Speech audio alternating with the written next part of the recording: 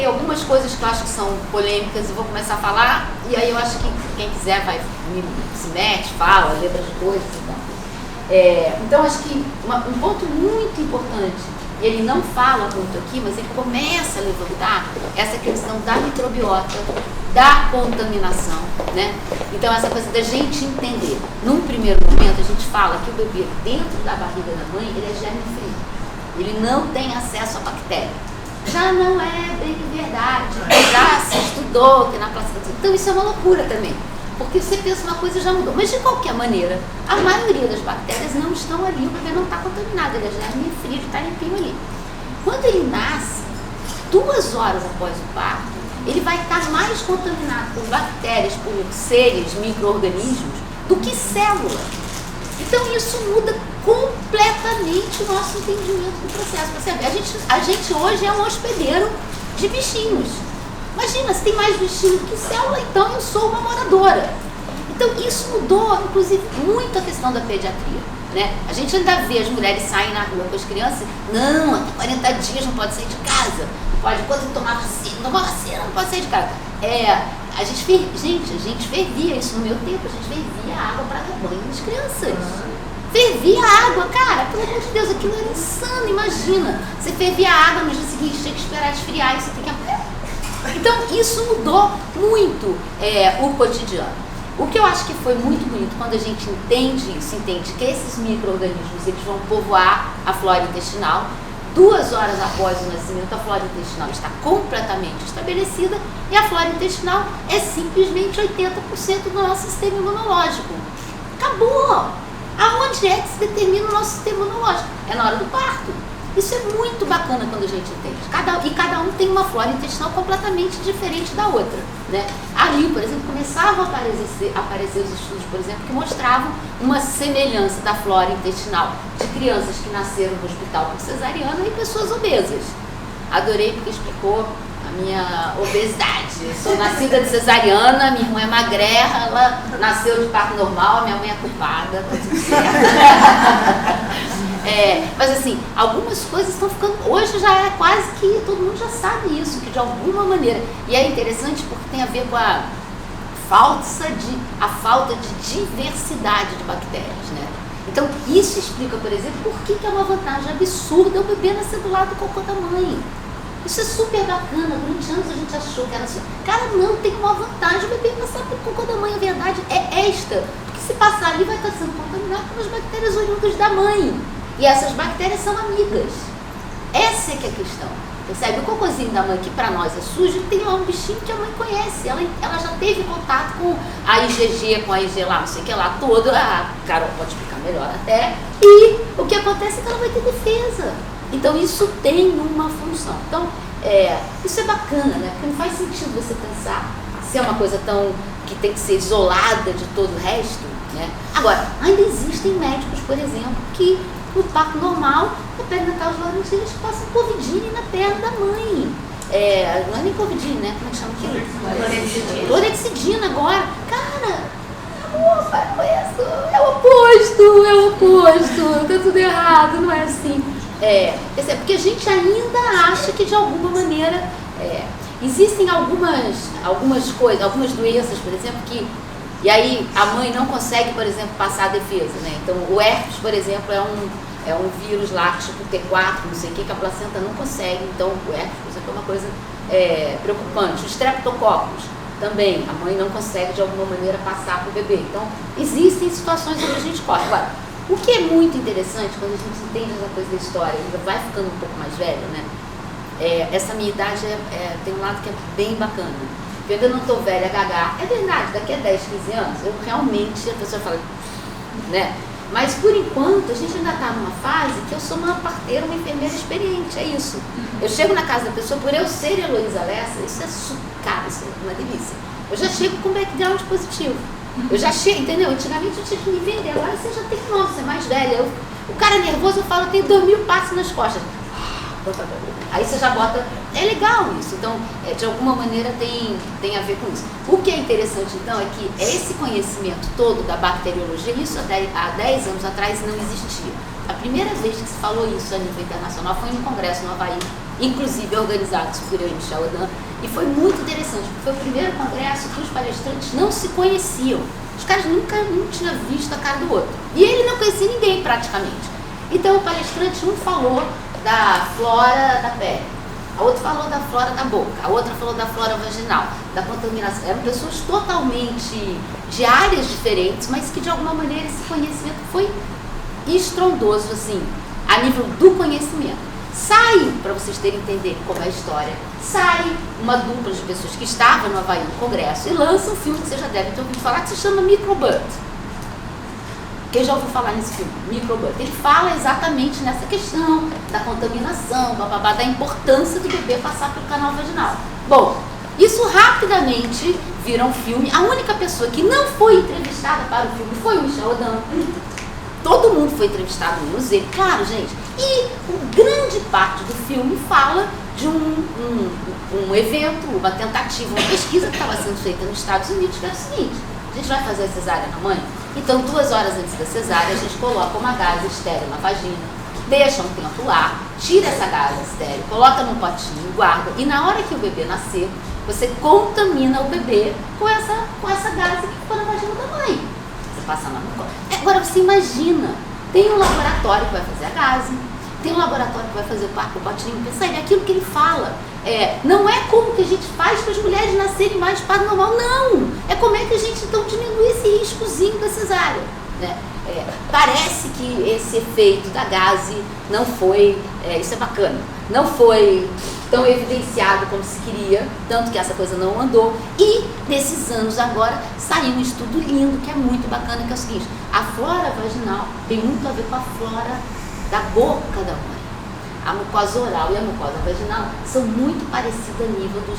Então, na verdade, o bebê nasceu por cesariana, bota no colo da mãe, bota a mãe para beijar e lamber esse bebê. É isso! Bota o pai com aquela mão suja que ele fica. Minha mão tá suja, meu amor, essa mão suja é o sonho de consumo para nós nesse momento. Porque a sua mão suja é muito mais limpa do que qualquer outra bactéria que esteja nesse ambiente. Então isso é muito interessante, importante, porque modifica. Aí a gente pensa, por exemplo, uma pessoa que tem um trabalho de parto, depois ela tem uma cesariana, de alguma maneira, esse contato ali, se romper uma bolsa, então a gente vai ter mais contaminação. Então tem algumas coisas que não se estuda muito, mas que se a gente pensa a nível da vantagem de ter uma mulher que efetivamente entre em trabalho de parto, isso é uma coisa muito bacana, que é duro da gente ouvir, mas está ficando difícil a gente defender, acabar com a cesariana. A gente no Brasil tínhamos conseguido, né, e a gente estava todo mundo feliz, barrar o aumento da cesárea. Depois de anos subindo, a gente parou em 53%, isso foi super bacana. E agora, ontem à noite, eu chegando em casa, recebi uma notícia que Santa Catarina aprovou o CREMERG, não é CREMERG, alguma coisa lá de Santa Catarina, aprovou a mesma recomendação daqui, que os médicos não auxiliam parto domiciliar, que babá. Galera, isso agora vai ser a lei da Janaína, que se a gente não fizer frente, a gente vai pular. Então, assim, é duro, porque a gente está vivendo uma coisa realmente, né? Eu ontem cheguei em casa e fiquei com uma sensação meio difícil, porque eu falei tanto de parto em casa, num momento que eu estou fazendo pouco parto em casa. Então é duro, porque é quase que uma sensação de que eu estou quase que vivendo um certo passado um pouco nostálgico, percebe? Assim, claro que o parto em casa não pode acabar, mas assim, a gente está vivendo um momento muito difícil. Eu olho para vocês, meninas enfermeiras jovens que provavelmente gostariam de trilhar, eu quero falar, vamos embora, vamos batalhar, mas assim, vocês estão chegando num momento, cara, que tá difícil, percebe? Assim, eu nunca pensei que eu fosse dizer isso, mas o que é difícil é que, por exemplo, como agora, por exemplo, eu estou com um processo nas costas, né? Uma coisa que o Odan fala, que é o nível de tensão da gente. O último parto domiciliar que eu fiz, eu sofri.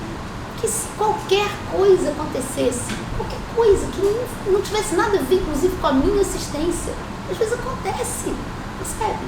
Sei lá, cara, até eu provar que gato não é lebre, entendeu? A Agnes lá na Hungria está na cadeia há 2 anos. 2 anos. Então não tem como eu, por exemplo, ir para o parto em casa e não ficar com medo.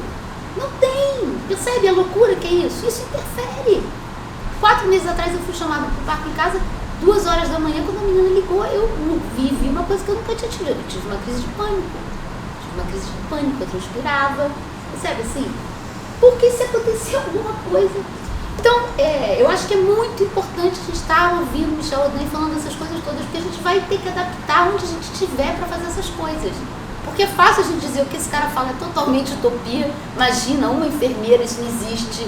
Imagina um não sei o que, isso não existe. Imagina tricotando, não existe. Mas eu acho que a gente tem que pegar isso e transformar em alguma coisa viável, né? Essa coisa do tricotar, por exemplo, eu tenho trabalhado muito com as clientes, porque eu realmente não sei tricotar. Eu gostaria, eu acho que bordar, eu tenho vontade de aprender. Mas o que eu já me dei conta, por exemplo, é que a gente tem uma coisa nova. E é muito interessante, por exemplo, às vezes a médica está ali partejando comigo, ela fica no canto, ela está ali no WhatsApp, eu falo isso com as clientes, porque em algum momento pode parecer com a cliente que a pessoa está totalmente desligada, desconectada, mas esse WhatsApp, na verdade, pode ser quase um tricotado, dependendo do que a pessoa estiver lendo. Aquilo ali, ela vai estar ali, ela vai talvez estar desligando, né? Ela está sentada no cantinho, porque ela não quer que ninguém fique vendo muito, ela não vai estar, percebe? É totalmente diferente dela estar sentada, porque a coisa mais difícil de ficar do lado da mulher, do partejar, é ficar ali. Porque são horas para você dar essa segurança, você tem que estar perto. Porque a gente acha mil coisas para fazer. Você sai para fazer isso, você sai para buscar. No hospital, então, é uma loucura, você tem 500 coisas para fazer, mas você senta para ficar do lado dela. Percebe? Agora, se a gente entender que talvez aquele pato que está complicado, você largar tudo e falar, cara, me dá 1 hora, agora você está com ela no banheiro e fica quietinha ali, vocês vão ver, já viram que milagres acontecem. O hospital público, então, tem uma hora que é mais bacana, porque as pessoas não têm, a gente tem essa fantasia, eu trabalho, mas tem uma hora que essa mulherada, galera,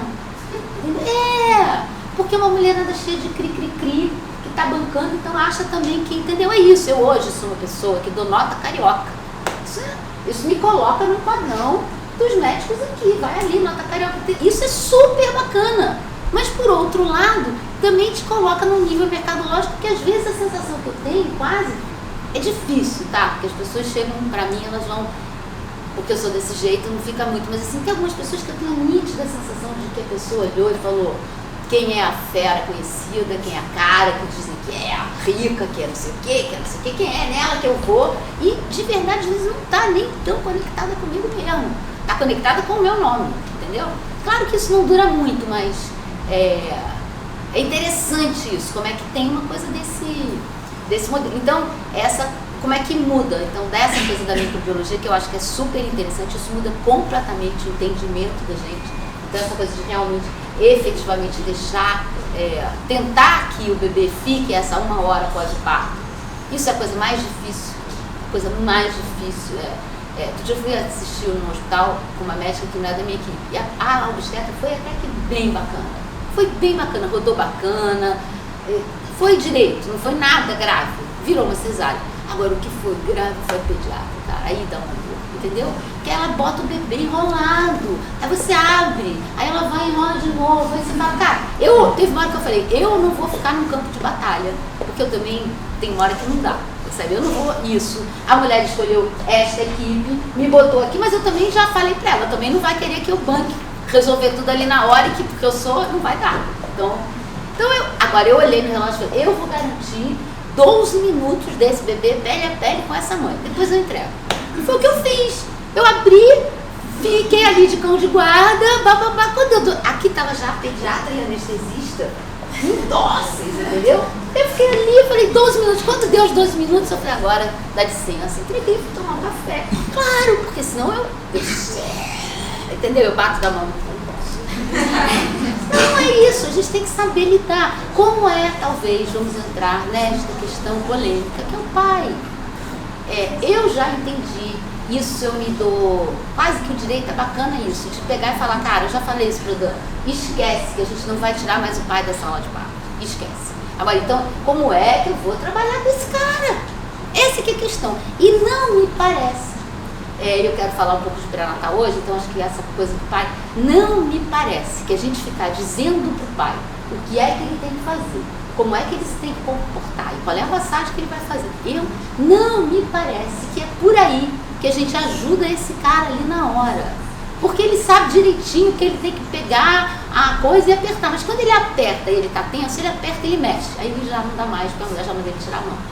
Então, se ele tiver de verdade conseguindo micramente se conectar com a sua emoção, aí ele inclusive vai ter intuição. Ele vai ser aquele cara que vai estar ali, de repente lembra e vai ficar atrás da mulher, como eu contei ontem para vocês, que desliga a obra, vai pedir. Percebe? Mas se ele tiver nesse pensamento neocortical, não vai rolar. Eu acho que o pai não é colocado como participativo no processo. Ele faz parte do processo, ele está ali para ajudar no trabalho de parto. Mas o profissional não coloca o pai como participativo também do nascimento. Então, na verdade, ele não consegue se conectar ali e às vezes ele está tão nervoso que acha que vai atrapalhar. Né? Então, você tem rede de apoio para gestante, tem rede de apoio para o puérpera, mas não tem rede de apoio para o pai. Então, o cara tem que estar no meio de tudo, está tenso, e o que eu faço agora nessa confusão toda? Eu seguro meu filho, eu não seguro, eu posso botar a mão aqui, eu posso... Então, eu acho que o estresse também parte um pouco daí. Claro. E da gente isso agora. E é o tempo inteiro. A mulher acha de verdade. Isso é outra coisa, que de alguma maneira a gente tem que pensar nisso. Porque o jeito como a gente faz, ela de verdade acaba o parto, ela fala, eu não teria vivido sem você. Ou eu não teria isso aqui. Então tem uma coisa que é louca, você vê que a gente não fez absolutamente nada. E ela mulher é uma coisa, nem que ela deveria pegar o lodo para ela. Isso é que me dá uma dor, entendeu? Assim, antigamente, as mulheres saíam para parir, quando elas voltavam, elas eram tratadas como guerreiras que enfrentaram a morte. Cara, vocês são sinistras. E não é isso que acontece. A mulherada vai, a mulherada para e no dia seguinte o marido está arrasado e ela tem que dar conta da vida na casa. É impressionante. Então isso me dói. Percebe? Eu fiz o parto de uma pessoa da minha equipe. Cara, pessoa da minha equipe, trabalha, que faz parto em casa, que o marido está careca de ouvir e tal. No dia seguinte eu chego para fazer a visita domiciliar. Aí a menina veio abrir a porta, né? Tinha tido uma laceração. Eu falei, ué, cadê fulano? Aí, Lô, cadê fulano? Tá lá chorando. Entendeu? O cara que Aí o que a gente faz nesse movimento? Todo mundo ama a Nauli, que é a parteira mexicana, que eu também amo. Mas ela tem um filme de parto, que é o terceiro parto, que quem vê aquele dia do nascimento, você fala, é isso que eu quero. Porque o marido tá, os filhos entram na banheira. Agora, aí você para ver o filme. A parteira tá ali, escondidinha, e ela não aparece no filme, porque então parece que ela tá sem a parteira. A Nauli, a casa dela, é no meio do nada, era no México, no meio do nada, onde milhares de mulheres iam parir na casa dela, inclusive, porque era um pessoal da área rural, que não tinha. Então, aquelas crianças ouviram a mulher gemer e parir a vida inteira, percebe? Assim, aquilo que eles viveram ali é uma coisa completamente. O marido é um japonês, hein? Então, assim, aí você vê aquele filme. Vou repetir, uau, é a coisa mais linda do mundo. Só que aquele é o terceiro parto, entendeu? Então isso é uma coisa grave. Todos esses filmes que a gente vê na internet, por exemplo, não tem um que diga qual é a paridade dessa mulher. Cara, tá na cara. Tem uns ali que ela para no meio do corredor, pá, e pega o bebê. Cara, tudo bem, terceiro bebê, quarto bebê, você faz qualquer coisa. Agora você não vai me dizer que aquele é o primeiro filho dela. Isso não está dito ali. Então a pessoa vai ver e ela faz. Essa coisa, por exemplo, da partolante, essa é uma palavra nova que surgiu. Eu estou na partolante. Então, quando eu comecei a trabalhar, não tinha foto, não tinha nada disso. Então eu trabalhava com mulher assim, qual é a fantasia? Você vê, pô, qual é a fantasia que você tem do seu parto? Aí era incrível, porque aí ela desenhava, ela botava para fora tudo aquilo desse cérebro primitivo que ela não tinha nem conhecimento. Percebe? Tem alguns trabalhos psicológicos, por exemplo, associação livre de ideia. Eu adoro isso. Eu pergunto assim, parto, o que veio na tua cabeça? Ela fala, parto? Tá. Putz, ali você já pegou alguma coisa que não foi o pensamento estruturado. Eu gostaria que meu parto... Não. E, em geral, saem coisas ali. Então, tem maneiras de você trabalhar. Agora, quando você faz essa pergunta, vocês não estão entendendo. É uma descrição, que eu quero isso, que eu quero aquilo, que eu quero aquilo outro. E aí você chega na casa da pessoa e fala, cara, tá nascendo o bebê. Porque a cena que ela está fazendo é do bebê nascendo. Aí você toca, o pau tá posterior, a pródromo, não tem nem como. Amor, ó, tá nessa fase aqui. A cena se desfaz. A gente vai pra cozinha tomar café, tomar um pãozinho. Então isso é muito louco, porque na verdade ela simula. Quando a gente fala que a mulher, essa coisa da mulher ficar realmente agressiva, não sei o quê, são poucas. Porque realmente a gente, inclusive, tem dificuldade de gostar dessas mulheres. Porque elas não ficam bacanas com a gente. Elas não são bacanas, não. Cara, é chato você ter uma mulher que tá com raiva, que é ruim, que gosta. Ela faz uma contra-transferência negativa muitas vezes no parto. Uma das coisas que eu dando conta, por exemplo, que é interessante, tinham 4 parteiras lá em Pithiviers e tinha uma que era mais popular. Todo mundo gostava, todo mundo quando vinha depois, porque eles tinham uma coisa que era um grupo de canto, que era uma coisa super bacana. Então, terça-feira à noite tinha um coral e todo mundo ia cantar. A faxineira, ele, imagina, que adorava, as mulheres que tiveram bebê, as mulheres que vão ter bebê. Então era uma coisa ali, tinha liberação de ocitocina coletiva, todo mundo junto, era uma maneira muito bacana. Ele inclusive diz que ele acha que isso era muito mais revolucionário a nível do processo de parto do que a piscina, né? Mas ele fala, a piscina vende. Se você entrar na internet para comprar piscina de parto, galera, é uma loucura, tem zilhões de tipos. Eu fui para o congresso da ICM e tinha uma piscina, cara, que era um sonho. Então era uma piscina, embaixo era toda almofadinha, tinha coisas para segurar. E eu fiquei babando aquela piscina em libras, né? Babar piscina em libras é cruel, uma parteira. Mas aí aquele negócio todo empolgado com o congresso, no final, o último dia eu falei, cara, eu vou levar essa piscina porque, pô, eu mereço, pá, não sei o que, tal, tirei uma mulher embrulhando, né? Aí eu falei, qual é o peso da piscina? Aí ela falou, quando a piscina tá vazia, pesa aí entre 12 e 13 quilos. Aí quando ela falou isso, eu puxei o meu cartão e falei, muito obrigada, eu não quero. Percebe? Uma piscina que custa 12 ou 13 quilos, que pesa, significa que eu sozinha não vou dar conta. Eu preciso de alguém para encher a piscina. Aí eu preciso de alguém para encher a piscina, eu preciso de alguém para fazer as anotações. Aí acabou a brincadeira, acabou, entendeu? Aí vem a especialidade. Uma faz isso, outra faz aquilo, outra faz aquele outro, a gente faz aquele outro, entendeu? E aí você vai enchendo aquela coisa do parto.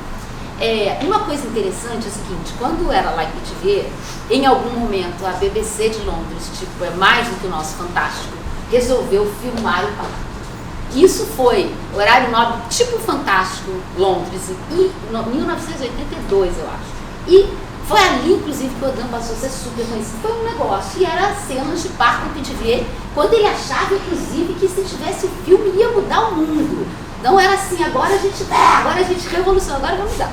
E uma coisa interessante é que eles introduziam a pessoa para filmar muito perto do bebê nascer.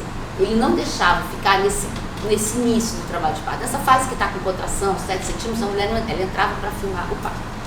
E aí teve um parto que foi filmado, a câmera entrou, imagina, a câmera grande naquele tempo e tal, entrou, filmou, né? E acabou de nascer, não sei o que, o cara sai. E aí a mãe ali com o bebê e tal, não sei o que, de repente ela fala assim, ai meu amor, que pena que a gente não tem nenhuma foto do parto, um momento tão bacana. Aí alguém fala para ela, não, mas o filme dá pra... Ela não tinha se dado conta de que o cara estava ali. Então, de verdade, tem uma hora que a pessoa meio que desliga. Então, talvez, se a gente... Percebe? O pediatra que entra nessa hora quietinho e se torna invisível, pode ser uma coisa muito bacana. Agora, tem que saber entrar. Então, isso é que eu acho que é... Como é que a gente consegue atualizar esse conhecimento que o Dan traz? O que a gente consegue de verdade... Porque talvez um pediatra que entre naquela hora e se torne invisível, o processo já rodou, já foi. Agora, aquele pediatra que está o tempo inteiro ali esperando, não dá, pesou, não dá. Não dá para ir para o hospital, por exemplo, com a equipe inteira ali, o anestesista ali. Não dá. Aí a pessoa fala assim, mas o plano de saúde paga o anestesista. Tudo bem, mas cada vez que eu saio para fazer um xixi ou tomar um café, e aí, como é que tá rodando? Cara, ninguém aguenta. Ninguém aguenta o tempo real, a gente dança. Então, eu acho que a gente tem um desafio muito grande de ver como é que a gente pega isso que esse cara está falando, que atualmente que aparece absolutamente utópico, mas que de verdade a minha experiência me diz, gente, funciona. Porque se não funcionasse, eu não teria feito tantos anos de parto em casa na minha vida. Porque tem uma hora ali que, cara, dá um medão, é uma responsabilidade. Eu tenho enfermeiras que trabalham comigo, trabalharam anos nas maternidades públicas, anos fazendo parto. E na hora do parto em casa não banca. Deus me livre que eu não vou fazer isso sozinha. Não banca aquele mulherão, aquela parteirona que sabe tudo e faz tudo ali na hora, porque é uma pressão. É uma pressão dessa responsabilidade. Então, como é que a gente lida com isso? Aí eu acho que a gente eu quero falar um pouco da questão do pai um pouco mais, que eu acho que essa coisa do movimento de pais é super bacana. O que eu vejo que às vezes me preocupa, e eu falo das preocupações porque eu acho que é bacana, assim. Antigamente o pai não participava tanto, e ele tinha uma função que era de bancar, prover a família. E de alguma maneira a mulher. O pai que entra agora é um pai que participa, é um pai que ajuda, é um pai muito bacana a nível, inclusive, das relações que ele estabelece com esse bebê. Então, por exemplo, uma das coisas que eu tenho trabalhado muito é a questão do banho no chuveiro com o pai.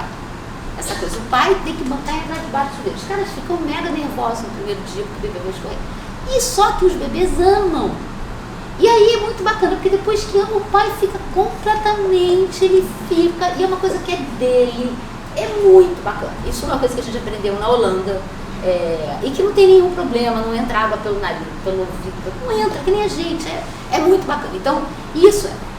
Por outro lado, tem um tipo de pai que dá muito trabalho e que é esse pai também que a gente está criando, que é uma fantasia que essas mulheres têm, que vai dividir 50%. A gente vai dividir 50%, a gente não precisa de ajuda, a gente dá conta sozinho. Então, não é assim. Porque quando o bebê nasce, quando o bebê chora, a sineta interna da rapidez com que a gente corre para atender o bebê não é a mesma sineta do cara. Isso é comum.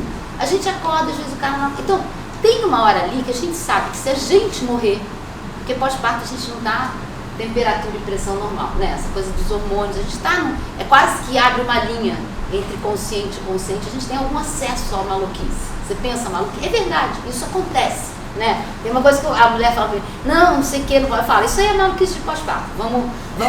Porque é verdade, porque tem uma coisa que é aquele pânico. A barata passou ali, amor, a barata vai no bercinho, ai, vai sujar, o bebê vai contaminar, entra nisso, né? E é louco que às vezes o cara entra junto, fica mais nervoso, né? E eu falo, cara, não entra nela. Olha, você fala pra ela, eu tô vendo a barata, amor, você tem razão, mas eu vou passar um pano com álcool e não vai...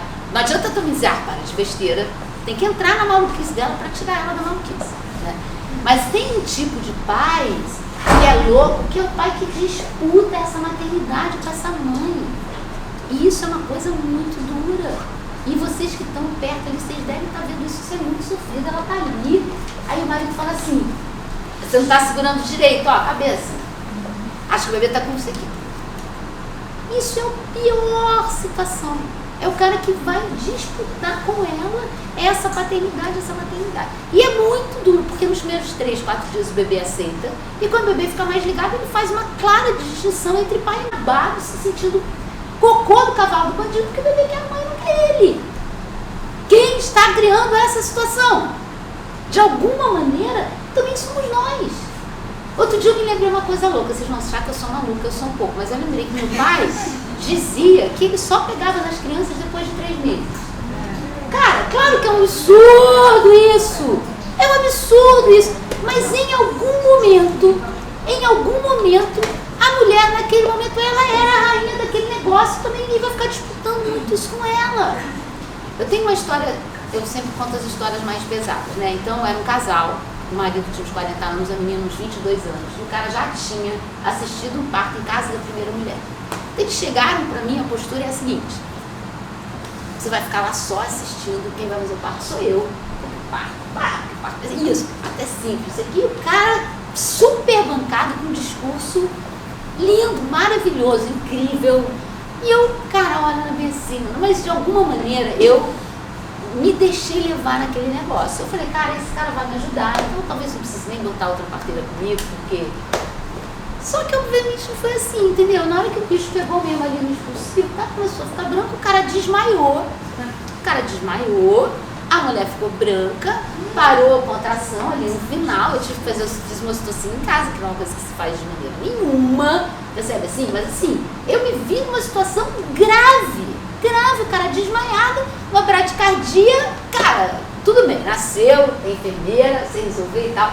Bom, O curioso foi, no pós-parto, eu fiz 3 consultas, o cara nunca esteve presente, óbvio, não voltou. E tipo, 3 ou 4 meses depois eu encontro com o cara na rua. E aí tá tudo bem, não, tá tudo bem. Tivemos um probleminha, porque quando a fulana tava lá com 50 dias, a menina teve um problema e fez uma cirurgia de apêndice. Mas até que foi bacana, porque assim eu posso amamentar minha filha também. Entendeu? Ele disse que até foi bacana que a mulher teve que fazer uma cirurgia, porque assim ele pode amamentar a filha dele também. Percebe assim, o número de mulheres que chegam para mim e falam assim, não, eu estou me organizando que a partir de 20 dias eu vou tirar o leite, meu marido vai dar uma mamada e eu vou dormir a noite inteira. Gente, isso é fantasia, desculpa. O cara que tira o leite está peito em pedra, porque foi feito para ser regulado. Então não é tão simples assim. Então a gente tem que de alguma maneira trazer esse pai, mas ele tem que entrar numa outra vibe, porque dessa que ele está entrando, e ele está entrando com o desenvolvimento neocortical, porque a gente dá cursinho para ele, faça isso, faça aquilo, faça aquele outro, você faz assim, aí respira, aí faz ativo, você anota. Sério, se o cara surtar emocionalmente na hora que é o que acontece, isso tudo vai pelo ralo. Então, agora, o que eu falo? Eu falo essa coisa, na história, quando é que o pai entra na cena do parto? O pai entra na cena do parto quando é a família no celular. Quando vira papai, mamãe e filhinho, quando você não tem outras referências mulheres. Antigamente era entre as mulheres. Tudo bem, não estou nem dizendo que isso era melhor. Não estou dizendo isso. Agora, o que eu estou dizendo é, eu quero recuperar alguma coisa que era muito mais fácil no parto, que não era esse sofrimento, com a ciência de agora. Me parece que dá. Me parece que dá. Eu não preciso voltar no tempo do ronca, não vai ter mais. Mas tem que ter um outro jeito. Por exemplo, tem um marido que estava no parto, tem um marido super bacana, né? O cara, eles eram totalmente on, indiano, aí vinha a contração e os caras entravam numa coisa do on juntos. Cara, foi um dos partos bem bonitos. Porque assim, o cara, ele conectava com a contração, percebe? Quando ele fazia o on junto, ele entrava na vibe dela. Então, de verdade, eles viveram uma coisa ali bem interessante. O cara, ele entrou numa coisa, percebe? Então, não é dizer que, mas tem um jeito de estar ali nesse parto. Eu contei a história para vocês da menina que, né, que segurou. Esse marido, por exemplo, quando eu abri a minha mala, estava sentada no chão, abri a minha malinha e comecei, eu deixo tudo organizado. Eu abri um pacotinho de gás e deixei uma coisa aqui para jogar no lixinho depois. Aí o rapaz passou, quando ele voltou, ele deixou um lixinho do meu lado. Percebe que esse parto vai dar certo? Porque esse cara não me perguntou, você quer uma latinha de nicho? Não, eu vou buscar para você, tá boa essa, tá boa aquela outra. Meu Deus, sabe? Às vezes você vai na casa do pai, na hora de sair, por exemplo, a mulher cheia de contração, sai o cara fala assim, amor, vamos pela porta da frente ou dos fundos? Eu já vi isso muitas vezes, porque na verdade os caras querem fazer exatamente o que a mulher quer, porque se ele não fizer o que ela quer, ela vai ficar brava com ele depois. Percebe? Mas é uma coisa que na verdade a gente não trabalha com a emoção do cara, ele está totalmente desconectado. Uma história também no parto hospitalar, e era o segundo bebê. A família é complicada. Eu cheguei na casa, a menina estava contraindo bacana, tipo, tem que ir para a maternidade agora. A mala não estava pronta. E eu, cara, meio que ela era daquelas que precisava que ficasse ali apertando na hora da contração, então não dava pra mim ir pegar as coisas e fazer a mala. Ao mesmo tempo podia largar a mulher e tal, e eu comecei então a dar a coordenada pra ele. Faz isso, pega aquilo, Aí o cara super enrolado, ele pega um pacote de absorvente, bota na mala. Aí daqui a pouco ele fala assim, não, esse absorvente está fechado, vou pegar o que está aberto no banheiro. Não, você vai com esse que está fechado. Pelo amor de Deus, vai. Quando a gente entrou no carro, esse marido se transformou. Ele foi o melhor motorista que eu já tive na minha vida. Porque ele ali ele dominava. Aquele carro ele dominava. Era uma... parava, vinha a contração no buraco, ele parava no buraco. Cara, ele fez tudo o que eu disse pra ele fazer. Porque eu falo, olha, na hora da contração não adianta correr. Porque os caras, a mulher gêmea, aí o cara acerta, porque quer largar a mulher na maternidade. Larga na maternidade como se resolvesse o problema da mulher. Acabou, amor, você chegou, resolveu. E daí? Chegou, a contração continua. Não adianta. Mas para ele... Então, tem uma coisa de meio que ir trabalhando essas coisas com ele. Olha, então, como é que é ali na hora, o que você vai fazer, papapá. Mas entender que muito provavelmente ele vai ficar nervoso. Né? Eu gosto, por exemplo, de falar uma coisa para os maridos, é isso. Olha, quando uma pessoa está bêbada, começa a falar besteira. A gente que está cuidando do bêbado, você não, pode deixar, tô sabendo realmente, ele não foi bacana com você. Ai, meu amor, né? A gente tem compaixão, a gente entra na doideira do cara e a gente dá o colo que a pessoa precisa. A gente sabe que a pessoa está bêbada. Então você sabe que aquele sofrimento todo aqui não tem a bebida na história. O trabalho de bar é igual. A hora que a mulher começa a entrar naquela coisa, de verdade eu fico feliz. Internamente, não é uma coisa pensada, mas internamente bate uma coisa bacana na gente. Que não bate no cara, porque o cara vê a mulher assim. E assim, não é uma cena bacana para quem vê. Ele fica, claro, estou calmo. Não, tá tudo bem, não quero sentar não. Se a gente entende o neurônio espelho, que esse cara tá pesando ali. Então também não adianta ele estar ali o tempo inteiro. Então muitas coisas que eu falo é isso, o parto é uma coisa longa. Não precisa ter essa solidariedade de ficar o tempo inteiro agarrada com a mulher, porque isso às vezes atrapalha. Não tá bacana? Não, tô entrando numa coisa que não tá bacana? Vamos sair, vamos respirar, vamos tomar um café. A gente às vezes não precisa fazer isso. Por que cara? Então acho que essa coisa do pai é muito bacana, mas a gente tem que também ir trabalhando um pouco essas coisas, porque me dá muita pena de ver como que esses maridos ficam desestruturados depois do parto. Eu acompanho, eu faço 3 visitas de pós-parto, eu tenho um grupo de pós-parto. Cara, é muito chocante. De repente, 3 dias, você chega na casa da pessoa, o marido é desse tamanho, literalmente, que ele está assim. Abriu a porta pra mim. Cara, abriu a porta, aquele cara daquele tamanho aos prantos. Uma coisa. E uma das histórias que outra conta que essa é bem forte, tudo bem, é uma história, mas a gente tem que pensar nisso. Ele estava numa palestra falando dessa coisa do pai, e acabou a palestra, tudo bem. Ele ganhou um livro, que eu vi o livro, realmente um livro de fotos de uma indiana. Preparou a gravidez, e as fotos, e o parto foi feito. Era uma coisa, um cenário lindo. E o marido da mulher era um cara gataço, loiro, olho azul. E as fotos, que no começo, ele tinha um protagonismo muito grande nas fotos. Realmente o cara, né? E aí vai indo. E aí tem o parto, aquela coisa toda, e tem uma foto do pai, depois do parto, que depois quando você olha a foto, você repara que já não é mais aquela... E aí depois não tem mais foto do cara. E aí no dia seguinte fala, poxa, o livro, e a mulher, ele conhece a mulher, e fala, e cadê seu marido?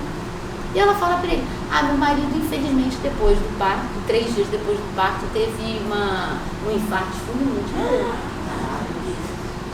O negócio é tão, pra vocês terem uma ideia, o Odan chegou a pensar mesmo, ele foi, ele pensou, ele queria fazer o seguinte, ele queria pegar os registros de nascimento de uma cidade na França e estudar a mortalidade de pais e as doenças de pais relacionados com... Ele pensou seriamente em pesquisar isso, porque é uma coisa, é muito chocante isso, então tem alguma coisa errada agora. O que é mais louco é o seguinte, eu chego na casa, eu já fui várias vezes chamados, venha acudir meu marido, que o marido está no estado grave, né? Tipo assim, um parto que eu fiz em Niterói, no São Francisco, eu adoro São Francisco, sempre fui bem recebida ali e tal. Um parto super bacana, a menina na banqueta e o marido atrás. E a contração vinha e ali no final a mulher gritava, e o marido gritava junto. E eu comecei a achar aquilo um pouco demais, entendeu? Cara, e acabou o parto, e a galera toda, sei lá, pediatra, gente, que coisa linda, que marido, né, e tal. E eu fiquei no pé atrás, achei um pouco... Cara, quando os caras voltaram pra casa, esse marido, ele chorou 48 horas. E ele dizia assim, elas não precisam de mim, eu não valho nada, elas são muito fortes, eu jamais passaria por isso. Percebe? A gente se encontra com o máximo da nossa fortaleza quando você atravessa o vale da sombra da morte.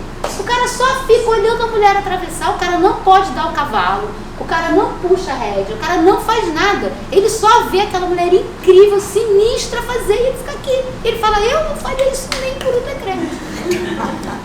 É verdade. O pai chega no final e fala pra mim, nunca mais mulher minha passa por isso. Eu já vi isso. E não é uma nem 2 vezes. E já vi alguns casos graves. Não muitos, mas eu já vi pelo menos 5 casos. E talvez tenham mais de pessoas que eu não consegui ter contato depois. De maridos que praticamente perderam a libido. Praticamente perderam a libido. Eu tenho um casal que está 6 anos e eu continuo acompanhando eles assim, eles não moram mais aqui, estão em terapia de casal, mas ainda não conseguiram recuperar. Então, não é tão simples assim, bota tudo e vamos resolver. Percebe assim? Você achava que o pai no caso, por exemplo, que a gente já tem uma diminuição de separação e divórcio. Não é isso que acontece, galera. Desculpa.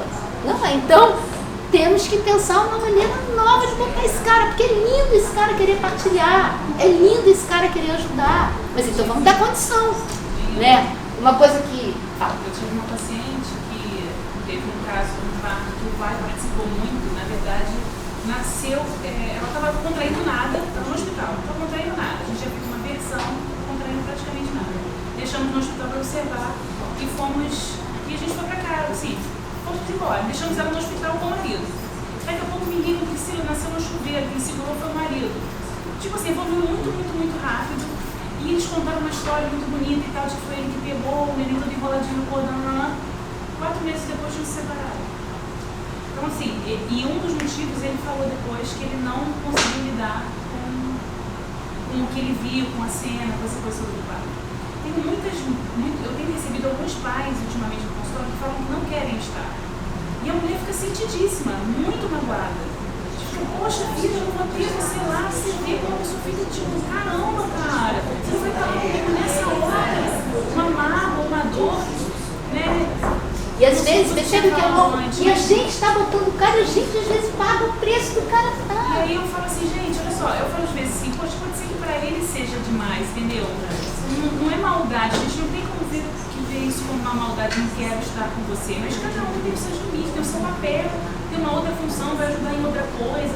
Acho que não existem regras, existem caras que vão ser fundamentais e que vão ser o máximo, mas tem muitos que não, né? Quando a gente começa a colocar, eu falo sempre, sabe, a questão da humanização, quando você começa a colocar, a humanização é isso, é isso, é isso. Quando a gente começa a colocar que humanização é não fazer epísio, não fazer isso, quando a gente começa a botar protocolos para humanização, a gente desumaniza, porque humanizar é justamente você individualizar, você reconhecer que cada um vai viver uma experiência diferente, vai ter uma necessidade diferente, um limite diferente, entendeu? Não adianta você não fazer epísio, você não esperar tanto tempo de bolsa rota, ou querer o parto mais que a mulher, não sei quantos milhões de horas, e tô saindo todo mundo destruído desse parto. Então, adiantou, né? Então, uma coisa que eu acho que é bacana no trabalho do pai é dar a real do que vai acontecer ali. E eu falo, olha, a minha ideia é a seguinte, eu vou contar a história mais barra pesada. Atravessa o Vale da Sombra da Morte, Pode ser que você cuspe o seu bebê em 2 horas. Agora, quem cospe o bebê em 2 horas é quem acha que... Não é quem acha que vai cuspir o bebê em 2 horas. Então, comece por aí desse negócio. Então, acho que tem uma coisa que é esse dado real e trabalhar com esse cara, inclusive essa possibilidade de ir e vir. Percebe? Agora eu não estou muito bem, eu saio um pouco. E eu acho que a gente, quando acompanha ali, tem uma função fundamental com esse cara, percebe? Porque se ele está vinculado, a única chance desse cara estar vinculado com você, e quando você disser que está tudo bem, o cara se acalma, não tem outra possibilidade. Então isso é uma das coisas que eu falo, quando eu faço uma consulta pré-natal, eu falo, olha, se você não estiver vinculado e não confiar em mim, você está frito. Porque você vai achar que é maluquice, eu vou dizer que está tudo certo, você vai ter que acreditar que está tudo certo. Se você não tiver isso comigo, percebe? Então, isso eu acho que é uma coisa bacana. E às vezes uma coisa que eu gosto de fazer, que eu acho que dá certo, é assim, tá vendo que a menina está num pródromo, mas está começando a querer evoluir para uma fase mais quente, mais ativa. Aí você avisa o cara, olha, tá assim, daqui a pouco o bicho vai pegar, se prepara, daqui a pouco, ó. Mas depois que pegar, ela vai ter mais endorfina, mas não assim, quando você adianta pro cara um pouco o que vai ver ali na frente, em geral, a coisa facilita. Acho que uma coisa fundamental é não dá para deixar o pai na frente do gol. Isso não dá, isso atrapalha. Eu me lembro um gringo, esse era aquele gringo que eu fiquei bem chateada com ele, foi difícil para mim, porque eu acabo defendendo a mulher, você entra um pouco ali no pingo, né? Então era um gringo, a mulher era uma alta funcionária, bababá, trabalhava pra caraca, o cara veio pro Brasil, se mudou e era aquele cara, entendeu? Que o trabalho, não falo português, o cara ficava vivendo e ia na consulta pré-natal e discutia tudo, porque ele queria isso, o cara que se metia em absolutamente tudo da história. Depois, inclusive, que o bebê nasceu, o cara deu uma boa afastada, a hora que ele devia entrar mesmo, ele correu. Mas aí na hora do parto, Ela estava na banqueta e, cara, o Gabriel não vinha e eu via que não vinha. E ele aqui do lado, assim, olhando. Né? Aí uma hora eu falei pra ele, em inglês, né? Pode ir um pouquinho pra trás? Aí ele olhou pra mim assim, se eu for pra trás eu não vou ver meu filho nascer. Eu falei, mas se você continuar aqui, você não vai ver nascer mesmo, porque não vai nascer. Pô, entendeu? Assim, cara, é uma coisa, é um ego que todo mundo fica. Outro também, a mulher era mó sufoco essa. E essa tinha um trabalho corporal lá todo, então, nada para que ela se agarrava na bola, não sei o que, aí o cara vinha, e aí teve uma hora e falou, vai amor, senta no cantinho, vai pro cantinho. Botou o cara no cantinho. E botou o cara no cantinho, o cara ficou. Aí, o bebê nasceu e tal, a gente tá, isso foi um quarto de falar, a gente tá descendo a escada e o cara veio com aquela cara toda brava, sabe? Pô, bacana. Ela me botou para fora do quarto, ela não tinha direito de fazer isso comigo. Fala, meu filho, aquela sua fofa da sua mulher estava no maior apuro da vida dela. Você acha que ela tem condição de pensar em alguma coisa, de qualquer coisa, sabe? Então, tem uma outra história que essa eu acho muito bacana também, que eu acho que essa é bem interessante dessa coisa do desligar o neocórtex. Esse casal é um casal muito bacana. O cara é um instrutor de yoga, assim, pá, entendeu? O Instagram do cara, bom, o cara é incrível. Você chega na casa do cara, já botando rajnish total. Sabe aquela casa toda indiana, bababá, e o parto começou a rodar. E o bicho começou a pesar e o cara começou a ficar meio nervoso e ela falou, vai, sai daqui, vai pra sala. Aí o cara vinha e ficava olhando na porta, eu não quero você aqui, vai pra sala. Aí deu uns 10 minutos e eu falei, vou falar com esse pobre desse cara, que esse cara tá doendo, né? Aí o espírito gritava. Cara, mas a situação era a seguinte, a menina me expulsiva, o cara naquele estado, aí eu segurei no olho dele e falei, amor, sua filha tá nascendo, pelo amor de Deus, se firma. Tu se firma com seus guias, isso aqui, dele. Pelo amor de Deus, tu se vira e tal. Bebê nasceu, tudo bem, bacana. No dia seguinte eu fui sentada, ele abre a porta, o cara tá de cabelo raspado. Aí você raspou a cabeça. Aí ele falou pra mim, Elo, naquela hora eu tava num apuro tão grande que eu resolvi, eu vi a Nossa Senhora do Bom Parto, que a minha avózinha tinha deixado, que era uma imagenzinha, e eu me agarrei nela e eu fiz uma promessa de que se a minha filha nascesse bem, eu raspava meu cabelo. Cara, quando ele falou isso, até hoje mesmo, eu tive uma crise de choro. Porque eu falei, olha que coisa bonita. Ele fez alguma coisa, percebe? Ele entregou o cabelo dele, isso é uma joia. Ele tinha alguma coisa para fazer, participou ativamente daquele parto, ele entregou o cabelo dele.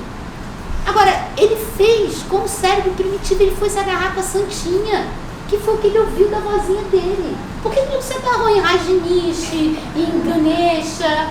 Não, ele se agarrou Eu achei incrível, porque percebe, não foi com o neocórtex, isso é absolutamente cérebro primitivo. Ele foi lá pra santinha fazer promessa, que tem nada a ver com aquela vida indiana do cara, né? Eu achei isso tão bonito, claro que eu ganhei a santinha. Da lá, porque a santinha não tinha nada a ver com ele, mas tinha a ver comigo. O que eu achei lindo é isso, percebe? Esse cara achou uma maneira de participar. Antigamente tinha isso, os caras não estavam no parto, mas ele não podia comer isso, ele não podia comer aquilo, porque se ele comesse o leite aquilo. Percebe? Eles tinham milhares de formas de participação, e a gente é burro, porque a gente pensa, participação é assim, sei lá, vamos... Nessas viagens também, eu fui uma vez, era o Rio Negro, eu fazia várias viagens, e a ideia era fazer umas oficinas locais com as parteiras e com as mulheres, para trabalhar a saúde da mulher, aquela coisa pré-natal e tal. Então a gente ia e organizava tipo um mutirão um dia inteiro, aí fazia aquela comida, porque tudo que você faz em aldeias, lá se não tiver comida é o básico, tem que ter.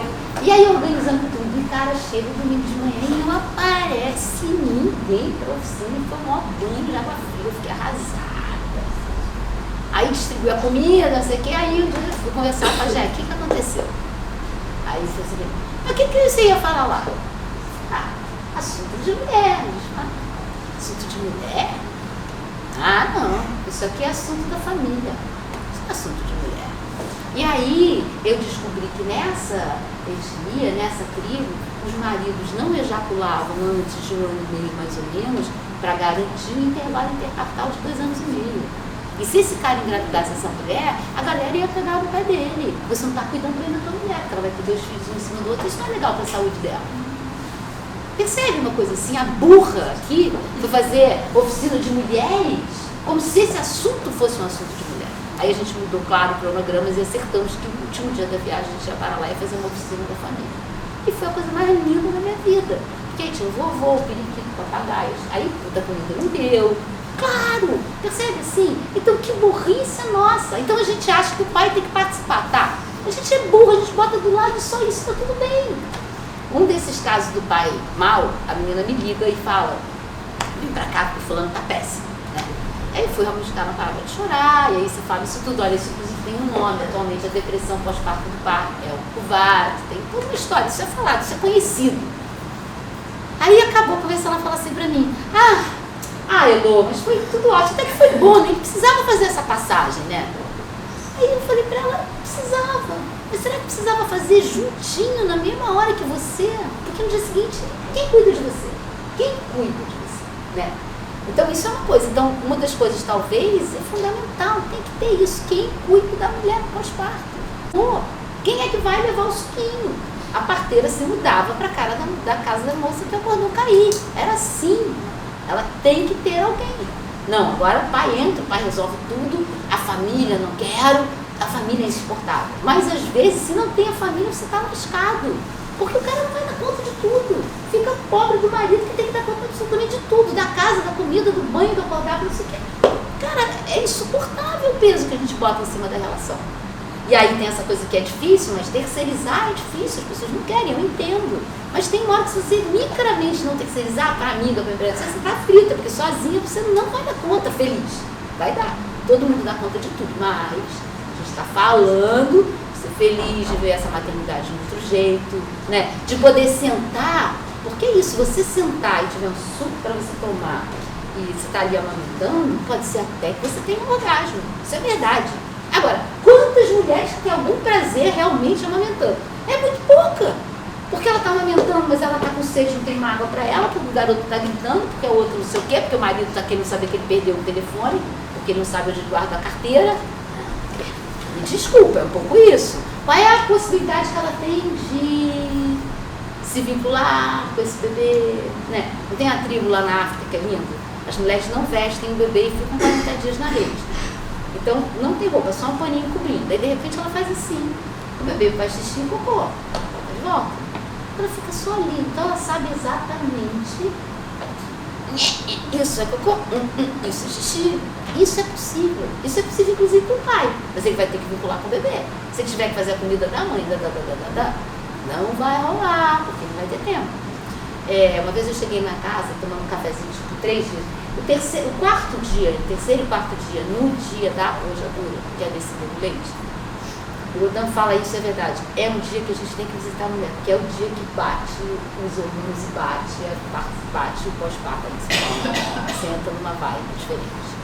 Abre a emoção, abre o choro. Então, é um momento ali hormonal importante de entender e tá ali do lado dessa mulher nessa hora. Aí você chega, o pobre do marido, ele às vezes não tem conta disso tudo, né? A Laura Gutman fala uma coisa muito bacana que eu acho que é interessante, que ela fala que a mulher, ela tem um nível de fusão com o bebê, né? Então é isso, 1 minuto e meio, o peito da mãe aquece para superaquecer o bebê. Ela tem essa coisa. E o que ela fala que é bonito é que é como se a mãe e o bebê estivessem em uma tina de água. Então, que ela esquenta o bebê, ou ela tira o bebê, ou ela faz porque ela sente que é. E a gente, no pós-parto, a gente fica assim, você sai na rua, dá medo dos carros. Muitas mulheres ficam com medo de morrer. Esse pensamento, e se eu morrer pelo bebê? Isso é muito característico do pós-parto. E o que a Laura Gutman fala é que esse pai, ele pode até entrar na tina, mas ele tem que entrar. Ele tem que entrar, ele vai sair. Ele não naturalmente está. Agora, para ele estar ali, ele vai ter condição de estar ali. Então, também, se ele estiver pegando todo o patente pesado, ele também não vai ter. Se ele sai desse parto super mobilizado emocionalmente, não necessariamente ele se apaixona pelo bebê. Porque às vezes ele fica com raiva. Porque esse bebê fez a minha mulher sofrer. Isso é verdade. Se você pergunta para salva a mãe ou o bebê? Isso é clássico. Salva a mãe ou o bebê? Para o marido, salva a mulher. Para a mãe, salva o bebê. Não pergunta, que você já sabe a resposta.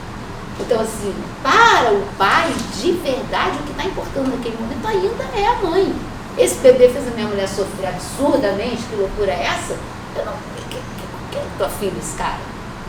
Então, nem tudo é tão simples como a gente pensa. Então, acho que temos uma questão, como é que a gente trabalha esse pai, essa entrada desse pai. Cadê o Rodrigo? O Rodrigo está aí? Ele fala muito da questão também da entrada do homem médico, né? E aí essa é uma questão que a gente pensa bastante, né? E a gente pensa primeiro, não é homem, putz, o cara está no parto, como é que é? Atualmente, na verdade, até nesses últimos anos ele não está mais fazendo, mas até há muito pouco tempo ele atendia parto, e ele ia com uma doula, e ele não entrava na sala, ele só entrava quando ele via ali aquele grito primal, ele entrava para pegar o bebê, na verdade, para parar o bebê. Esse ali, ele entrava pelo som. Ele sempre falava isso, que ele ia para a cozinha com o marido e achava um tema de conversa com o marido e ficava ali discutindo o marido, deixava a mulherada. Quando ele estivesse quase nascendo, ele entrava para pegar. Essa é a forma de trabalhar dele. É bastante curiosa, porque eu acompanhando ele nesses 20 anos aí, eu vi ele, sei lá, pelo menos uns 100, 150 partos. Não, eu fui para o parto, voltei, isso eu vi. Eu nunca vi ele fazer uma transferência. Nunca vi. Isso é curioso. E ele é procurado hoje em dia, ou era procurado para os partos mais casca grossa, percebe? Aquele que ninguém quer fazer, aquele que é o terceiro não sei o quê, ele ia para esses, era aquele que ia para ele. Bom, mas só para a gente entender um pouco esses resultados que são bem importantes, como que a gente pode trabalhar. Então, essa coisa do homem, eu acho que a gente tem que entender, porque por algum tempo, e eu quero falar isso, eu falo isso para o Rodrigo, porque a gente teve uma conversa na última reunião de equipe, eu fiquei bem enchida. Fiquei meio mal, porque era uma galera que não tinha dinheiro, iam para o Maria Amélia, e eu fiquei naquela, será que é porque não tem dinheiro? E eu, cara, eu não sou essa, eu já fiz muito parto por nada. E bom, o resultado da história é que eu resolvi fazer o parto, a menina foi para o Maria Amélia, e a hora que a coisa apertou no Maria Amélia, o rapaz desmaiou, foi para a UPA, emergência, UTI, o cara passou muito mal, e se ele estivesse em casa ele teria morrido certamente. Não, talvez não, o bombeiro ia estar lá, talvez o bombeiro fosse resolver, cara, mas assim, bom, então, só para dizer, essa história é forte, percebe como que o negócio da emoção do pai gente, o cara quase bateu as botas, o cara desmaiou, o cara saiu de emergência para ficar internado, foi um negócio grave, entendeu? Assim, naquela emoção. Essa é aquela coisa que você fala, cara, tem alguém que me ajuda nessa hora. Ela conseguiu parir? Lindamente, imagina, ela cuspiu o bebê. E o homem indo embora lá. O homem indo embora lá, ela cuspiu o bebê, claro, tem um problema. E ela é uma fofa, né? Uma fofa. O contexto emocional realmente. Era uma coisa que, né, Rodrigo, Mas o que eu estou falando isso? Então, porque na verdade a gente tem uma certa resistência, e eu tenho realmente. Acho que eu estou trabalhando com isso que eu quero. Isso, dizer que eu acho que também não dá para a gente ficar no que a gente achava que era e como é que a gente anda com isso, né? Então, acho que não dá para a gente separar a questão da participação do homem com a questão da sexualidade no parto. E aí a gente precisa falar muito claramente sobre isso, certo? A gente já teve alguns casos, o pediatra que trabalha comigo é um cara que trabalha comigo há muitos anos, o cara é muito experiente, ele gosta muito de parto, ele entende estudo de fisiologia, o cara entra em visita, o cara é muito bacana, né? E às vezes, por exemplo, quando a gente está naquele parto ali, expulsivo demorado, que às vezes você tem que falar, inclusive para dizer que está dando certo, porque senão não vai nascer, existem partos que não dá para você não falar nada, se você não fala nada, a mulher não vai. Então, percebe? Existem partos que tem uma hora que você bota o dedinho ali, quando você bota o dedinho ali, ajuda a mulher a botar a força certa. Então, não é, percebe? Não pode nada, então você não pode falar nada. Tem hora que você tem que falar, se você não falar, a coisa não vai para diante, né? E aí, obrigada. A gente estava num parto lá na Barra. Barra é um lugar especial no Rio de Janeiro, porque em geral as pessoas não têm muito essa vibe do parto normal. Tanto que a perinatal da Barra é 99 de cesárea e Laranjeiras é 82. Tem uma diferença bem importante aí. E aí a gente estava nesse parto, era uma atriz, e eu digo que era uma atriz de segunda linha, porque em geral, segunda linha tipo assim, não é Rede Globo de televisão, é uma Record. Porque faz uma diferença. Em geral, a pessoa que é muito top de linha, elas são muito simples. muito. É assim, pessoal, o cara que é o presidente, o cara em geral é boa gente. Agora, o vice-presidente, esse sem os médicos em geral, os residentes são os mais difíceis. Porque é verdade, porque é um cara que chega por dentro e ainda não tem o domínio do negócio. Então ele bota com poder. Residente, R1, então é pior que R2, todo mundo fala isso. Só para entender, é uma postura que às vezes atrapalha ali na hora. Né? E aí a gente estava indo e era um parto só de homens. Então tinha eu de mulher, a mulher parindo, tinha o marido, o Rodrigo, que era o médico de Niterói, o Ricardo, que era anestesista, e ainda tinha um auxiliar, que eu não lembro quem era, eu só sei que era um bando de homem. E a mulher linda, parindo naquela mesa, né? E vai, anestesiada, claro, vai, mas não vai. E a gente já estava ali naquela, e o Ricardo encostou, botou a mão na barriga dela, passou, se concentra, esforça lá embaixo, babá, e ela começou a entrar naquela vibe ali, e obviamente botou a mão pra fora. E quando eu olhei aquela cena, depois de muitas horas em trabalho de parto, a gente também fica numa coisa meio... Quando eu olhei aquela cena, a cena era ele com a mão na barriga, no ouvido dela, eu falei, cara, os caras estão transando aqui, eu vou nascer. Bom, quando saiu do parto, era barra, eu peguei uma carona com ele e falei, putz, achei que ali rolou o negócio, isso tem já bastante anos. E ele ficou irado comigo. Olha, vem você com esse negócio de não sei o que, da sexualidade. Ele se sentiu quase ofendido. Imagina, porque é uma coisa difícil você pensar que talvez ali naquela hora. Aí eu fui pra consulta de pós-parto, tudo bem, nananana. E aí tem uma hora que ela fala assim, aquele pediatra, gato, né? Ela abriu o negócio. Aí ela fala assim, e aí que eu digo que a mente diz, ela falou, você nunca teve nada com ele, não? Sabe aquela coisa de mulher? Aí eu falei, querida, sabe que eu namorei ele? Quando eu falei isso, ela falou, você virou minha heroína. Tudo assim, essa coisa que sai, que ali. E aí eu falei, então eu quero te falar uma coisa que eu vi no teu pai. Que aí eu também sou verdadeira. E obviamente, ela ouviu, ela chorou, eu falei, olha, acho que tem uma coisa que é, assim, a gente está muito acostumada com esse comando masculino para relaxar. É isso, numa relação sexual, se tiver tenso, o cara vem, o seu cangote, fala alguma coisa e a gente relaxa. Isso acontece, isso faz parte. E aí eu comentei isso com ela, ela não seguiu com o Ricardo, ela não seguiu com ele. E depois ela engravidou de novo, teve o parto, não quis o Ricardo. E deu um depoimento na Caras, que eu achei que foi bem significativo. Porque, em geral, esse povo, eles gostam de botar o seu nome porque é uma divulgação. De alguma maneira, eles, né? Caras, pra mim, não interessa mesmo, porque daí não me vem nada. Mas, e aí o que ela botou foi o seguinte, ela não botou o nome de ninguém daqui, mas ela bota uma frase assim, dessa vez eu resolvi ter uma equipe só de mulheres. E ela pariu linda.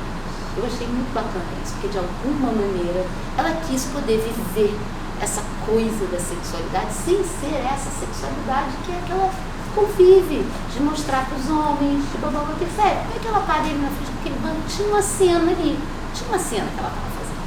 Então, a partir desse dia, algumas vezes começou a acontecer, isso é uma coisa delicada de falar, mas uma vez uma das médicas chamou o Ricardo e falou, gruda na mulher, né? E o que foi interessante foi que ela falou, chama o Barry. E a gente, algumas vezes, a gente usa esse negócio, chama o Barry. Né? E quando a gente sentou para discutir, por isso que a reunião de equipe, eu acho que talvez seja uma das coisas mais importantes de verdade, que seria a passagem de plantão, ter um momento para você sentar com o mediador, para pensar, para entender. E aí o que foi bacana foi que assim, a gente entendeu, primeiro, que chamar o Barry era uma coisa muito bacana, que era um respeito ao Ricardo. Porque de alguma maneira ele vai ali para mexer com a sexualidade daquela mulher, ele vai liberar a ocitocina. Ele é um homem. Como é que ele está ali? Não é o Ricardo que está ali, é o Barry. O Barry dá para estar ali, o Ricardo não pode estar ali. Não é? Essa função não lhe pertence, percebe assim? E é muito interessante porque, em alguns casos, a chegada do Barry é maravilhosa ali, porque a gente cala a boca e fala agora é com o cara. E roda, e roda. Surgiu isso, de chamar o Barry. A gente nunca falou chama o Ricardo, chama o Barry. E aí depois a gente entendeu que nem sabemos muito como é que surgiu esse nome do Belo, mas que de alguma maneira tinha um pouco a ver com isso, com um respeito. Então, por que eu estou falando isso? E eu acho que tem a ver, que também não dá para a gente negar. Eu já trabalhei com vários médicos obstetras. E eu vou dizer para você que os caras são absolutamente sedutores. E não tem como não dizer isso, que naquela hora rola uma coisa, porque o cara tá com a mão na xoxota, olho no olho dizendo... Percebe? Isso é muito forte. No meu primeiro parto, coisa que foi, inclusive foi cesárea, não foi nem parto. Eu já trabalhava com médico, era o Marcos Leite. E, cara, na consulta de pós-parto, 24 anos, eu arrumei um jeito de ir sozinha. E eu falei pra ele, cara, tô com problema, tô apaixonada por você. Eu bebê de 5 dias no copo, louca, completamente. Eu falei, cara, eu tô vivendo uma coisa, eu sonhava com o cara. Eu entrei numa coisa, eu queria o cara. E aí eu falei. Aí quando eu falei isso, foi muito bacana, que ele deu uma gargalhada. Ele ficou, puta, Elô, vou te explicar, isso não é bem assim. Aí ele falou um pouco dessa coisa, da transferência, eu entendi. E a partir dali, vocês não sabem quantas mulheres vivem isso com os homens médicos. Quando começava a falar, eu já me adiantava, já dizia, ó, é super normal que se faz naquele momento uma transferência. Então, de alguma maneira, talvez um parto com um homem, talvez inclusive isso possa ser até mais fácil do que um parto com uma mulher. Porque a gente está acostumado com isso. Agora, cara, tem uma hora que eu, nem sou uma feminista, mas tem uma hora que me dá uma raiva. Puta que pariu! A única coisa que a gente podia fazer sozinha, que a gente não precisa de ninguém, que é parir, que é você e o seu bebê. A gente precisa dos caras. A gente ainda, tudo bem, mas tudo bem. Se a gente precisa, isso é bacana. E o cara pode ser demais. O cara pode ser muito mais bacana, inclusive, que uma mulher. Pode ser. Agora, é importante entender com o que é que talvez que a gente esteja mexendo. Sabe uma coisa assim? Isso é bonito, que as famílias adoram o Rodrigo. Imagina, chega um homem, só de ser um homem ele já está ganhando, que nem eu. Eu tenho 58, eu ganho. Ele ganha porque ser homem. Quando chega um homem, o marido fala, opa, cara, o macho chegou. É verdade, isso acontece. Então a gente também tem que lidar com isso de uma maneira mais fluida. Eu estou esperando um parto chamar Rodrigo, mas agora não tem mais parto, então é difícil. Mas assim, porque foi uma coisa bonita, que eu acho que é uma coisa de processo da gente humano, percebe, Rodrigo? De verdade, muita resistência. Não vai, a Elô não pode ir, vai o Rodrigo. Não é uma coisa assim. Não é uma coisa simples, percebe assim? Essa troca não é simples, mas... É super válida. Não, sim, mas assim, as pacientes, quando a gente fala que tem um homem na equipe, algumas de cara falam, não tem problema nenhum com isso. Outras falam, não vou me sentir confortável, meu marido também acho que não vai gostar. Então, existe realmente não é simples igual uma mulher, né? Eu tenho enfermeira tal, ok. Quando você fala que tem homens, você vê que as reações são assim, realmente, né? Mas elas amam Acho que quando entra, vai. A gente entender isso. E talvez isso, entender que o cara nesse lugar, ele realmente tem que ser um cara muito firme. Porque senão ele vai se enrolar. Óbvio, gente. Porque não vai me dizer que aquilo não mexe com sexualidade. E se você militarmente também não estiver bem resolvido, é complicado. Por isso é que é difícil, na verdade, estar nascendo parto. Você tem que mexer com tudo isso. Muitos anos atrás, quando eu trabalhava nessa equipe, eram muitos homens, né? E aí, uma vez a gente emendaram 3 partos, porque a gente saiu para jantar e falou, cara, agora a gente vai enfiar o pé na jaca, não vai beber tudo, porque não vai mais nascer, tem anos. E a gente já era só homem na mesa, aí já anestesia, não sei o que, e eu. E aí, uma hora eu falei assim, galera, me diz uma coisa, vocês não ficam com muita libido depois do parto, não? Porque eu fui casada há 20 anos e tinha uma coisa que a única vez que eu conseguia procurar o meu marido é quando eu voltava de parto. O cara era super ligado nisso, então não tinha muito espaço para mim. Tinha espaço quando eu voltava de parto, que me dava maior gás. Adorava acordar ele dormindo. E eu comecei a perguntar, e aí perguntei, e aí a galera confessou. Todo mundo confessou. Não, cara, putz, dá maior gás, não sei o quê, blá. Então, tem uma coisa que mexe com a sexualidade da gente, claro que mexe. Então, entender isso. Então, introduzir o homem mexer um pouco isso. O homem médico, o homem parteiro, eu acho que é entender e trabalhar isso. Agora, acho que tem que ser trabalhado. Eu acho que a carência, inclusive, para mim, está isso claro. Falta médico, falta enfermeira, falta doula bacana, falta tudo nesse mundo. Então, Se quiser entrar, falta fisioterapeuta, falta psicólogo. Eu acho que cada vez mais é entender isso, que agora a gente tem que... vamos mudar, mudar todo mundo, todas as áreas, né? Dentro da academia eu defendi doutorado, não sei o que, e os meus pares acadêmicos hoje me maltratam. E o discurso você está passando para os médicos um conhecimento da enfermagem. Percebe? É verdade. As médicas que trabalham comigo aprenderam várias tecnologias de TEVG. Mais ou menos ela aprendeu a usar o rebozo, a botar o pé na piscina, que horas que funciona. Né? E é difícil isso, porque em algum momento talvez eu saiba isso, né? Por exemplo, se chega uma pessoa para uma médica dessas e fala, olha, eu não tenho grana para ter a enfermeira, ou eu fico com você sem a enfermeira, ou não fico com você, a médica vai topar. Ela vai ficar. E ela não vai fazer o trabalho da enfermeira, porque ela não vai para casa, mas ela vai apagar a luz, ela vai fazer algumas coisas que ela aprendeu. E de verdade, cada vez mais eu quero ensinar para todo mundo, sabe assim? Porque eu acho que não dá mais pra gente ficar... Cara, quantas enfermeiras obstétricas nós somos? Nós somos poucas. Sério, a gente tem que garantir a nossa autonomia, a gente tem que batalhar, a gente tem que batalhar para estar na gerência dessa equipe. Uma equipe de saúde não tem que ser gerenciada só pelo médico, ela pode ser gerenciada perfeitamente por uma enfermeira, talvez a enfermeira tenha até mais condição do que isso, mas eu acredito que é muito essa coisa do multidisciplinar que a gente vai ter que ter. Né? Estava falando um pouco com as meninas da fisioterapia, né? Eu acho que o que é difícil para mim é precisar de mais uma coisa, mas de repente um trabalho que é feito para fisioterapeuta nesse momento de conhecimento do corpo, de entender a cultura, de não sei o que, pode ser um negócio super transformador. Talvez ir para a fisioterapia para fazer isso, ir para a nutrição para fazer isso, ir para outra para fazer a outra, não sei o que, talvez seja demais. Essas especialidades é que talvez... mas talvez a gente tenha que crescer enquanto profissional para ser um pouco mais holístico. Você entender um pouco mais de psicologia, eu entender um pouco mais de você, e dentro do que a gente pode, a gente se casar, porque se a gente ficar muito compartimentado, a gente está vendo a entrada da fisioterapia obstétrica. Isso não existia. E agora está no seu parto. Isso vai ser um boom. Claro, vocês estão crescendo, é lindo. Mas como é que a gente vai crescer sem? Porque as enfermeiras estão com medo. Porque eu já sei que tem um lugar que é campo de prática, que você chega, a enfermeira quer botar o rebozo e não pode, porque já está na confusão. Já estamos batalhando por espaço que é burro. Porque tem espaço para entendeu? Com as diferenças. Como que a gente vai...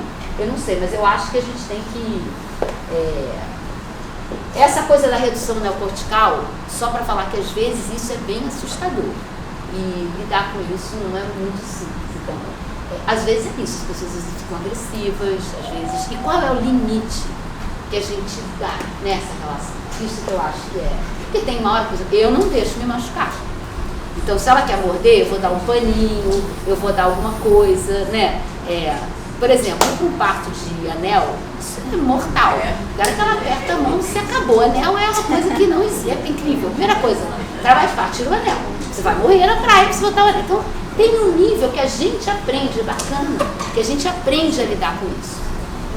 Teve um caso também que foi grave, mas que foi um caso que, cara, durante o trabalho de parto, a mulher, de verdade, ela queria estabelecer comigo quase que uma relação homossexual de verdade.